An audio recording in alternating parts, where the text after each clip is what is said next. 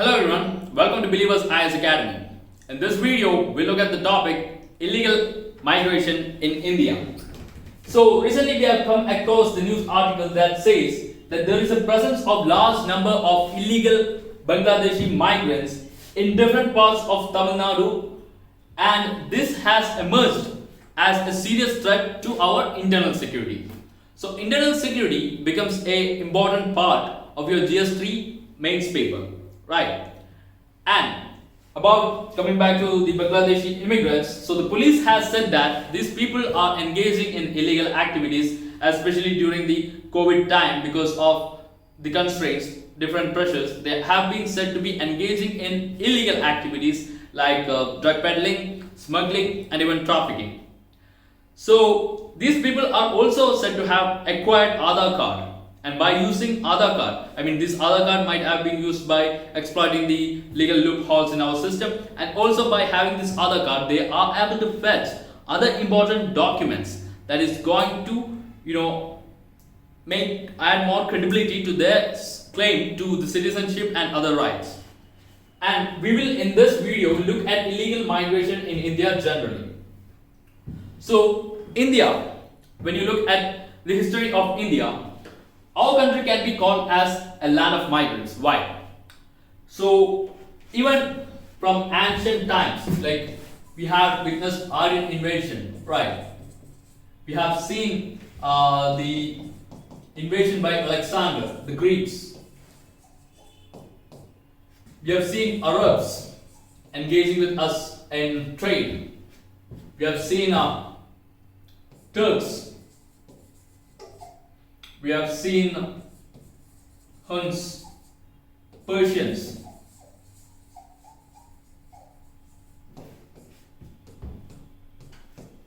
Correct. So, when it comes to all these invasions, one factor that remains is that these people were able to assimilate with our culture and form a composite culture. That they were intermingling with our population and they were staying here, they were being a part of our culture, our country. So Aryan invasion, they have stayed here, they have contributed much to our country's culture. Alexander's invasion later turned to, we had Indo-Greeks like Kushan Empire, like Shagas, which were part of our culture. Then Arabs, who intermingled with our population, they were staying here. Then Turks, like you can take the example of Delhi Sultanate.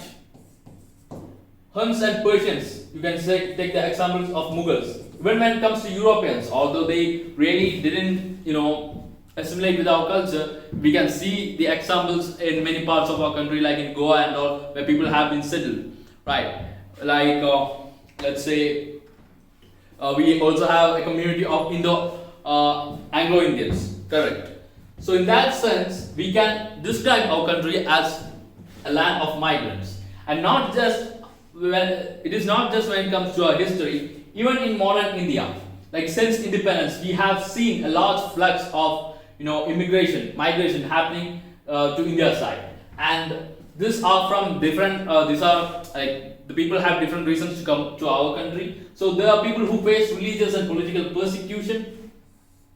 Like many Hindus came from East Pakistan side during the 1965 war, or even during the Bangladesh Liberation War, there was a huge influx of population from Bangladesh.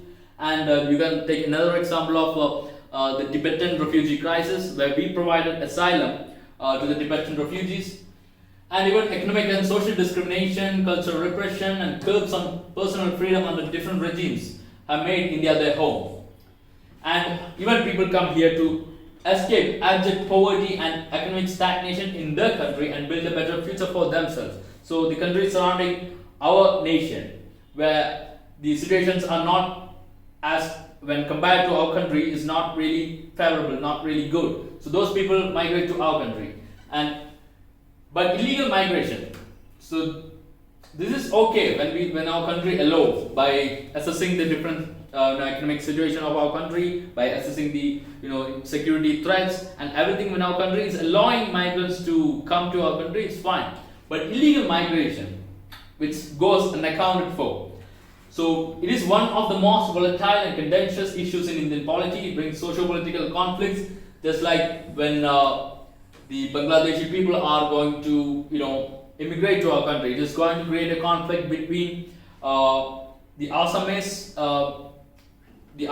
people and the Bangladeshi people, right? So such kind of socio-political conflict can arise because it's going to change the demography of that area.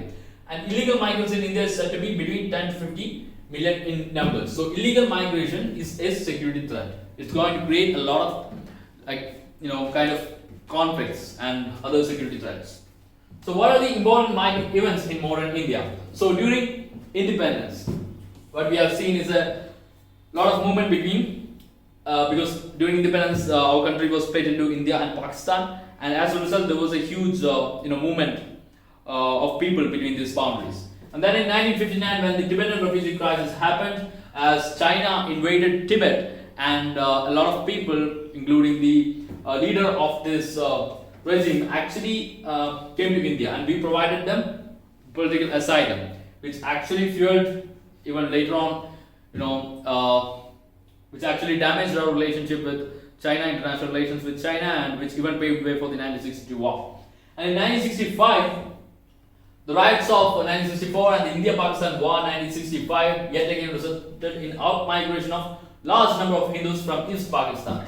So from East Pakistan, large number of Hindus has come to India. And then in 1971, what you see is a War of Liberation in 1971. So East Pakistan, Pakistan, now Bangladesh was East Pakistan back in those times. So we helped East Pakistan of that time to actually attack. Have a revolt, because the people of that area was not really finding the administration of Pakistan very well favorable. They were actually suppressing those people, and as a result, they had a liberation movement, and we actually supported that. And as a result, due to the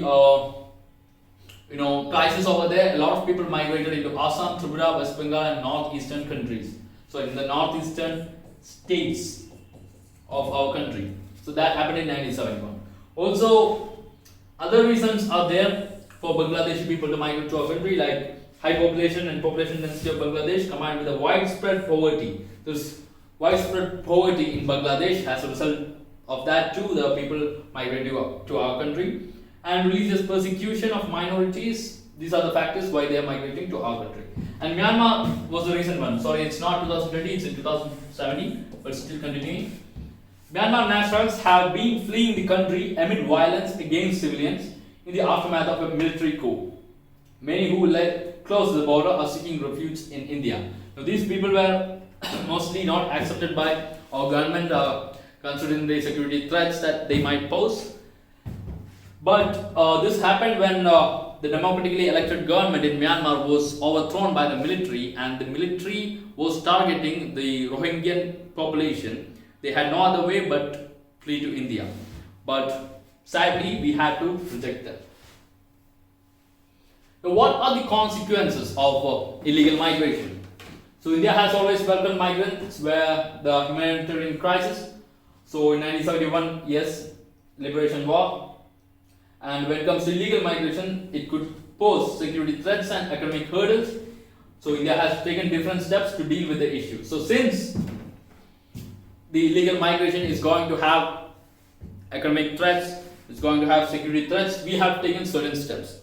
So what are the consequences? So we'll look at those steps in the next slide. But before that, what are the consequences? So the illegal migration brings drastic changes to the demography of the region. So when a huge number of population is going to migrate to another country, let's say, I'll take the real example of Assam.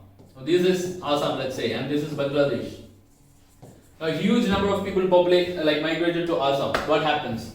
The number of population, the demography is going to change. The natives of Assam, let's say, there are here now 90% of the population. So once these people come, they might be huge in numbers, settling in different parts of this state, right? So they are going to, this Assamese people might become a 40%, and this might be a majority. So what happens at that stage? Their needs might not be met. They are having, let's say, in their political opinions, they might lose their control that they have over the state. Economic hurdles are going to be faced. There are more people who have faced poverty and all coming to our place, so there is going to be much more competition. So as a result, demography is gonna change. There are going to be adverse consequences, right? So the state of Assam has witnessed a huge growth in the Muslim population, and this is going to add more stress to economy and security threat also. And it is also increasing in crime rates because of poverty, because of pressure, such kind of pressure. Like the illegal immigrants might not be able to find proper job, they might not be able to have access to a proper livelihood, so they might engage in illegal activities, crimes. So this might give high crime rates. Not just that, because of conflict between different communities, there could be also extremist groups within them, like the UFLA of Assam, like that's one example. ULFA, all right. And also the tension between native and ethnic groups and illegal immigrants. So that is what I was talking about. So these are the consequences. And what are the actions taken by India in order to counter these consequences, in order to counter the illegal migration? So after the Assam Accord in 1985, Government of India took necessary steps to detect and deport illegal immigrants from Bangladesh. So we look at some of those points. So one is, after this, they have come up with the Illegal Migration Determination Tribunal. So to adjudicate, to find out, to deal with the cases of illegal migration, they have come up with this tribunal. And it was largely a failure, since only less than 2,000 people were deported. So it is a failure. It didn't work out actually. Then we have Foreigners Act. We came up with Foreigners Act of 1864. So what is going to happen here? It is going to enable the arrest and detention and ban of foreigners entry into India after detention. So we can take them, we can deport them according to this Foreigners Act.